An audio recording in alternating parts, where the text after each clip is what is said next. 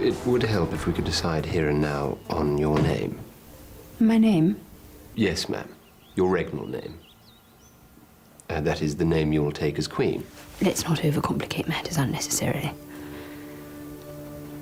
My name is Elizabeth. And long live Queen Elizabeth.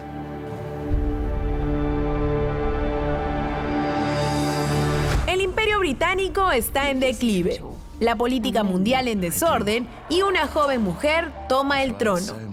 Esta vez, Netflix nos sorprende con The Crown, una serie basada en la historia de la Reina Isabel II que inicia precisamente cuando ella debe enfrentarse al reto de asumir su reinado.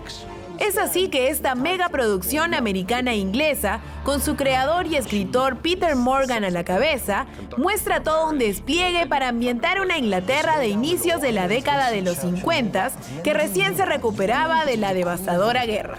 Y en medio de este escenario, a una joven e inexperta princesa que se convirtió en monarca con tan solo 25 años. Una nueva era está surgiendo. Esta serie también nos cuenta las distintas historias de los diversos personajes que influyeron en ella, como por ejemplo el honorable primer ministro británico Winston Churchill. I don't need to tell you about the character of Winston Churchill. Everybody knows about this man. It was a very daunting task to take over that role.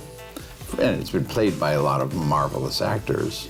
Stephen Daldry and Peter Morgan, the director and producers, they just thought it was a bright idea, almost because Churchill is so familiar as an Englishman, to bring in an American, to just sort of jostle people's expectations. Of course, I did everything I could to be the best English Churchill I could be, but I bring a particular surprising energy to the performance, I think. I was completely fascinated by him, of course. I did a huge amount of research, reading and looking at audio and video. Could you tell me something about the relationship with Queen Elizabeth? Can we see that on The Crown? Yes, it's kind of a grandfatherly relationship, I would say.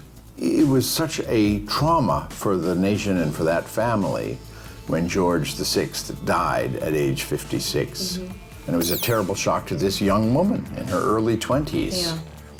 So there she was, this young, inexperienced, and vulnerable and shy woman. And it was up to Churchill to sort of give her a royal spine, to teach her how to be queen. Por otro lado, la relación con su hermana menor, la princesa Margarita, también fue crucial en el momento en el que Isabel debía asumir su reinado. Who you're standing in for when I'm gone. My characterless sister. Your queen. Not a showgirl. Vanessa, tell me about your relationship with your sister. So I play Princess Margaret, who's the younger sister of the Queen. She's 4 years younger. They're kind of opposites. There's that great line where the king says, Elizabeth is my pride, but Margaret's my joy. But then to be put in the circumstance where your father dies, and Margaret having been the centre of attention, the centre of his world, and their relationship is extremely close, to then have your older sister take over as queen, this is to marry someone she's fallen madly in love with, who's wildly inappropriate, divorced. Yeah. I'm not very at the time, defensive though. of this. He wasn't at the time, was he? Yes, he was. Was he? Yes. No, he wasn't. Yes, he was. Rosemary, she's boring. Anyway, so he got rid of her. And she falls in love with this amazing divorced war hero. And it's up to her sisters to decide whether she can marry him or not. So imagine having, not even your parents, which has obviously happened a lot in history, but imagine having your older sister, only 4 years older, that you've been completely equal to, is now in power and has the right to say yes or no. Se espera que The Crown tenga 6 temporadas, pero por ahora los 10 primeros episodios ya llegaron a Netflix desde el pasado 4 de noviembre. Así que si quieres conocer de cerca la lujosa y a la vez complicada vida de la familia real, esta es tu oportunidad. Well, guys, there's a lot of people that think that learning history could be kind of boring or something. But do you think that making a series could approach to the people to this topic in specific?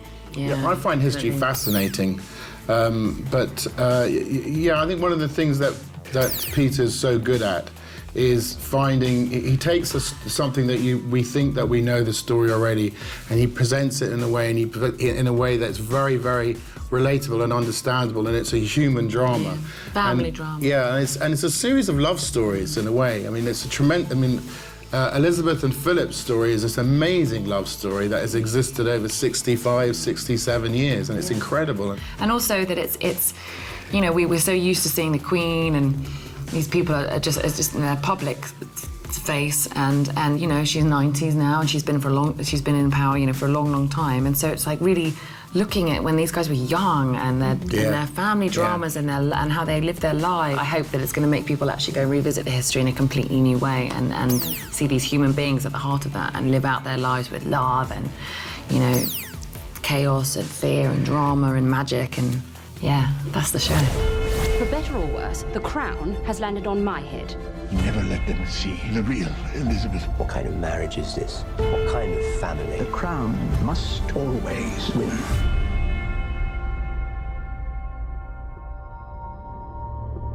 Long live Queen Elizabeth.